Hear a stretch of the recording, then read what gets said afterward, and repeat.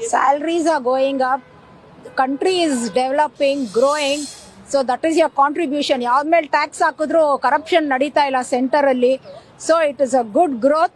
People, instead of making black money, let them give the tax and let the country grow. Middle class ಅವ್ರು ಯಾರು ಅಂತ ಶೋಕಿಗಳು ಮಾಡಲ್ಲ, ಅವ್ರು ಏನಿದ್ರು ಮನೆಯಲ್ಲಿ ಮಾಡ್ಕೊಂಡು ತಿಂತಾರೆ. ಹೈ ಕ್ಲಾಸ್ ಅವರೇ ಟ್ಯಾಕ್ಸ್ ಪೇ ಮಾಡೋದು, let them pay. Normal people they prepare in house with cookers, I know that. Okay, ಯಾರು ಅಷ್ಟೊಂದು ಅಫೋರ್ಡ್ ಮಾಡೋರೇ ಅಪ್ಪ ಬರೋದು, ಅಫೋರ್ಡ್ ಮಾಡದೇ ಇರೋರು ಮಾಲ್ ಫುಲ್ ಹುಡುಕಿ ನೋಡಿ ಯಾರು ಬರೋದಿಲ್ಲ. ಕಂಟ್ರಿ ಇಸ್ ಗ್ರೋಯಿಂಗ್, ಟ್ಯಾಕ್ಸ್ ಹಾಕ್ಲಿ ಏನಾಗ್ಲಿ ಹಂಗೆ ಲಕ್ಷಾಂತರ ರೂಪಾಯಿ ದುಡಿತಾ ಇದಾರೆ. Let them pay tax, what's there in that. ಒಳ್ಳೇದು ಅಂದ್ಮೇಲೆ ಕಾಲ ಎಳಿಯೋರು ಇದ್ದೇ ಇರ್ತಾರೆ. So it is not a big deal. Whatever they do, they are doing in countries ಇದ್ರಲ್ಲಿ ಮಾಡ್ತಿದ್ದಾರೆ ಹೊರತು ದೇಶನಂತೂ ಹಾಳು ಮಾಡಿ.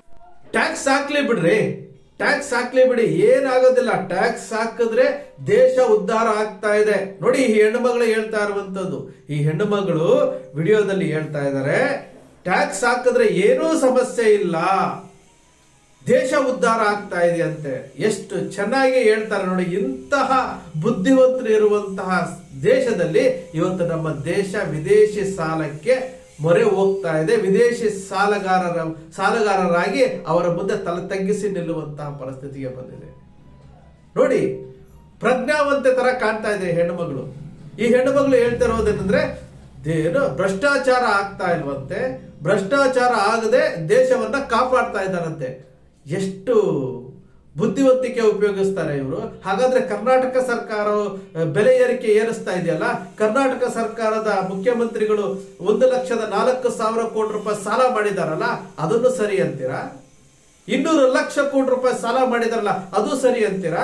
ಜಿ ಎಸ್ ಟಿ ಅಂತೇಳಿ ನಿರಂತರವಾಗಿ ನಿರ್ಮಲಾ ಸೀತಾರಾಮನ್ ಅವರು ಪ್ರತಿಯೊಂದಕ್ಕೂ ಪಾಪ್ಕಾರ್ನ್ ಮೇಲೆ GST ಹಾಕಿದ್ದಾರೆ, ಉಪ್ಪಿನ ಮೇಲೆ GST ಹಾಕಿದ್ದಾರೆ, ಎಲ್ಲಾದ್ರ ಮೇಲೆ ಜಿ ಎಸ್ ಟಿ ಅಂತ ಹಾಕಿ ಜನರ ತೆರಿಗೆ ಹಣವನ್ನ ಲೂಟಿ ಮಾಡ್ತಾ ಇದ್ದಾರಲ್ಲ ಇವರು.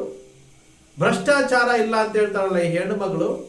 ಹಾಗಾದ್ರೆ ಏನು ಚುನಾವಣಾ ಬಾಂಡ್ ಹೆಸರಿನಲ್ಲಿ ಹಣ ಬಂತಲ್ಲ, ಯಾಲಿಂದ ಬಂತ್ರಿ?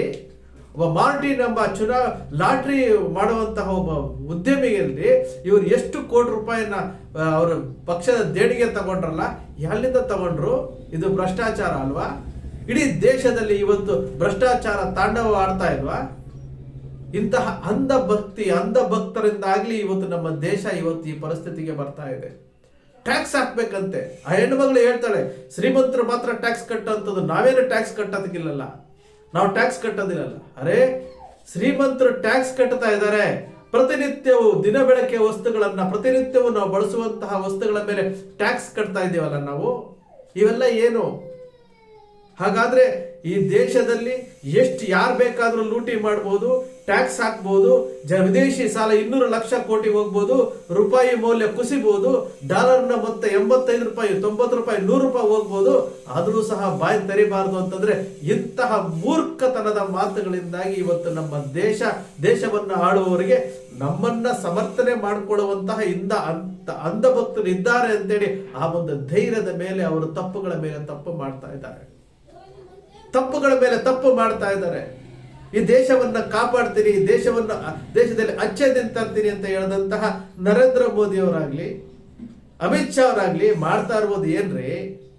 ಈ ದೇಶದ ಪ್ರಜೆಗಳ ಜೀವವನ್ನ ಹಿಂಡುತ್ತಾ ಇದ್ದಾರಲ್ಲ. ಇಂತಹ ಒಬ್ಬ ಮೂರ್ಖತನದ ಮಾತುಗಳು ಈ ರೀತಿಯಾಗಿ ಬಹಿರಂಗವಾಗಿ ಹೇಳ್ತಾರೆ ಅಂತಂದಾಗ ಎಲ್ಲಿದ್ದಾರೆ? ವಿದೇಶಿ ಸಾಲವನ್ನೆಲ್ಲ ತೀರಿಸ್ಬಿಟ್ರು, ಎಲ್ಲ ಸಾಲ ತೀರೋಯ್ತು ಅಂತ ಹೇಳ್ತಾ ಇದ್ದಂತರು ಇವತ್ತು 200 ಲಕ್ಷ ಕೋಟಿಗೆ ಸಾಲ ಹೋಗ್ತಾ ಇದೆ.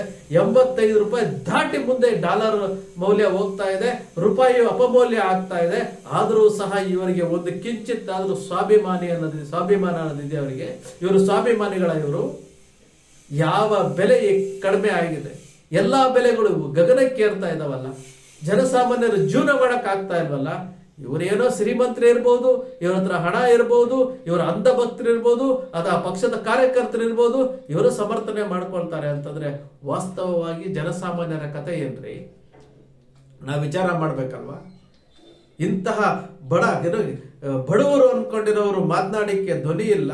ಮಧ್ಯಮ ವರ್ಗದವರು ಅತಂತ್ರ ಸ್ಥಿತಿಲಿದ್ದಾರೆ. ಶ್ರೀಮಂತರಿಗೆ ಏನು ಶ್ರೀಮಂತರು ಟ್ಯಾಕ್ಸ್ ಹಾಕಿದ್ರು ಸಹ ಅದ್ರ 4 ಪಟ್ಟು ಮಾಡುವಷ್ಟು ಹಣ ಅವ್ರ ಹತ್ರ ಇದೆ. ಇವತ್ತು ಅಂಬಾನಿ ಅದಾನಿಗಳು ಇಡೀ ದೇಶವನ್ನೇ ಖರೀದಿ ಮಾಡುವಂತ ಪರಿಸ್ಥಿತಿಗೆ ತಲುಪಿದ್ದಾರೆ ಅಂತಂದ್ರೆ ಈ ಸರ್ಕಾರದ ಸಹಕಾರ ಇಲ್ಲದೆ ಈ ರೀತಿ ಏನಾದ್ರೂ ಆಗ್ತಾ ಇದೆಯಾ? ಕಣ್ಣು ಮುಂದೆ ಸತ್ಯ ಇದೆ ರೀ, ಸತ್ಯ ಕಣ್ಣು ಮುಂದೆ ಇದೆ, ಆದ್ರೂ ಸಹ ನಾವು ಬಾಯ್ ಬಿಡ್ತಾ ಇಲ್ಲ, ಪ್ರಶ್ನೆ ಮಾಡ್ತಾ ಇಲ್ಲ.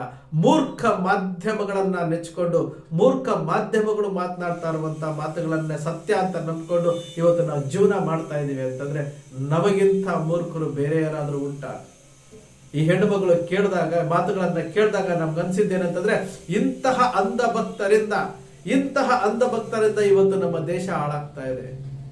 ಇಂತಹ ಮಡಿಲು ಮಾಧ್ಯಮಗಳು ಏನು ಪೇಯ್ಡ್ ಮೀಡಿಯಾಗಳು, ಗೋಧಿ ಮೀಡಿಯಾಗಳು ಅಂತ ಹೇಳ್ತಿರಲ್ಲ, ಮಾರ್ಕೆಟಿಂಗ್ ಎಕ್ಸಿಕ್ಯೂಟಿವ್ಗಳು ಅಂತ ಹೇಳ್ತಾರಲ್ಲ, ಇಂತಹ ಮಾಧ್ಯಮಗಳಿಂದ ಇವತ್ತು ನಮ್ಮ ದೇಶ ಹಾಳಾಗ್ತಾ ಇದೆ.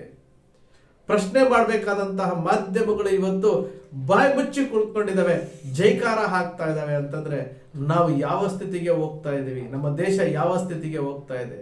ಇಂತಹ ಮಾತುಗಳನ್ನ ಕೇಳಿದಾಗ ನಮಗೆ ಒಂದು ಮಾತು ಅಂತೂ ಸ್ಪಷ್ಟ ಆಗುತ್ತೆ, ಇಂತಹ ಬುದ್ಧಿವಂತರು ಏನಾದ್ರೂ ಬ್ರಿಟಿಷರ ಕಾಲದಲ್ಲಿ ಇದ್ದಿದ್ರೆ ನಮ್ಮ ದೇಶಕ್ಕೆ ಸ್ವತಂತ್ರ ಸಿಗ್ತಾನೆ ಇರಲಿಲ್ಲ.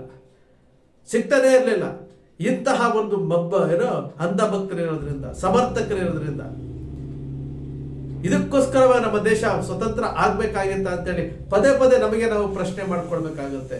ಸ್ನೇಹಿತರೆ, ಜಾಗೃತರಾಗ್ರಿ. ಇದು ನಮ್ಮ ದೇಶ. ಈ ದೇಶದಲ್ಲಿ ನಾವು ಪ್ರಜೆಗಳು, ಪ್ರಜಾಪ್ರಭುತ್ವ ವ್ಯವಸ್ಥೆಯಲ್ಲಿ ನಾವು ಪ್ರಶ್ನಿಸುವಂತಹ ಹಕ್ಕಿದೆ. ಜನಪ್ರತಿನಿಧಿಗಳು, ರಾಜಕಾರಣಿಗಳು ನಮ್ಮ ಸೇವಕರು, ಅವರು ಮಹಾರಾಜರಲ್ಲ. ಅವರಲ್ಲಿರುವಂತಹ ಪ್ರತಿಯೊಂದು ಪೈಸೆ ಜನರದ್ದು. ಇದನ್ನ ಅರ್ಥ ಮಾಡ್ಕೊಳ್ಬೇಕಾಗಿರೋದು ಈ ಜನರು. ಸ್ನೇಹಿತರೆ, ನಿಮ್ಮ ಅಕ್ಷರ ಮೀಡಿಯಾ ಯಾವತ್ತು ಸೃಷ್ಟಿ ಮಾಡೋದಿಲ್ಲ, ಕಲ್ಪನೆ ಮಾಡೋದಿಲ್ಲ, ವಾಸ್ತವದ ವಿಚಾರವನ್ನು ವಿಶ್ಲೇಷಣೆ ಮಾಡುತ್ತೆ. ನಿಮ್ಮ ಅಕ್ಷರ ಮೀಡಿಯಾದ ವಿಶ್ಲೇಷಣೆ ನಿಮ್ಗೆ ಇಷ್ಟ ಆಯ್ತು ಅಂದ್ರೆ ಸಬ್ಸ್ಕ್ರೈಬ್ ಆಗಲಿಲ್ಲ ಅಂದ್ರೆ ಸಬ್ಸ್ಕ್ರೈಬ್ ಮಾಡ್ಕೊಳ್ಳಿ, ಪಕ್ಕದಲ್ಲಿ ಕಾಣುವಂತ ಬೆಲ್ ಐಕಾನ್ ಪ್ರೆಸ್ ಮಾಡಿ, ಶೇರ್ ಮಾಡಿ, ಪ್ರೋತ್ಸಾಹ ನೀಡಿ. Salaries are going up, the country is developing, growing, so that is your contribution. ಯಾವ್ದ ಮೇಲೆ ಟ್ಯಾಕ್ಸ್ ಹಾಕಿದ್ರು ಕರಪ್ಷನ್ ನಡೀತಾ ಇಲ್ಲ ಸೆಂಟರ್ ಅಲ್ಲಿ. So it is a good growth. People, instead of making black money, let them give the tax and let the country grow. Middle class ಅವ್ರು ಯಾರು ಅಂತ ಶೋಕಿಗಳು ಮಾಡಲ್ಲ, ಅವ್ರು ಏನಿದ್ರು ಮನೆಯಲ್ಲಿ ಮಾಡ್ಕೊಂಡು ತಿಂತಾರೆ. ಹೈ ಕ್ಲಾಸ್ ಅವರೇ ಟ್ಯಾಕ್ಸ್ ಪೇ ಮಾಡೋದು, let them pay. Normal people they prepare in house with cookers, I know that. Okay, ಯಾರು ಅಷ್ಟೊಂದು ಅಫೋರ್ಡ್ ಮಾಡೋರೇ ಅಪ್ಪ ಬರೋದು, ಅಫೋರ್ಡ್ ಮಾಡದೇ ಇರೋರು ಮಾಲ್ ಫುಲ್ ಹುಡುಕಿ ನೋಡಿ ಯಾರು ಬರೋದಿಲ್ಲ. Country is growing. ಟ್ಯಾಕ್ಸ್ ಹಾಕ್ಲಿ ಏನಾಗ್ಲಿ ಹಂಗೆ ಲಕ್ಷಾಂತರ ರೂಪಾಯಿ ದುಡಿತಾ ಇದಾರೆ, let them pay tax. What's there in that? ಒಳ್ಳೇದು ಅಂದ್ಮೇಲೆ ಕಾಲು ಎಳಿಯೋರು ಇದ್ದೇ ಇರ್ತಾರೆ. So it is not a big deal. Whatever they do, they are doing in countries ಇದ್ರಲ್ಲಿ ಮಾಡ್ತಿದ್ದಾರೆ ಹೊರತು. Salaries are going up, country is developing, growing, so that is your contribution. ಯಾವ್ದ ಮೇಲೆ ಟ್ಯಾಕ್ಸ್ ಹಾಕಿದ್ರು ಕರಪ್ಷನ್ ನಡೀತಾ ಇಲ್ಲ centre ಅಲ್ಲಿ. So it is a good growth.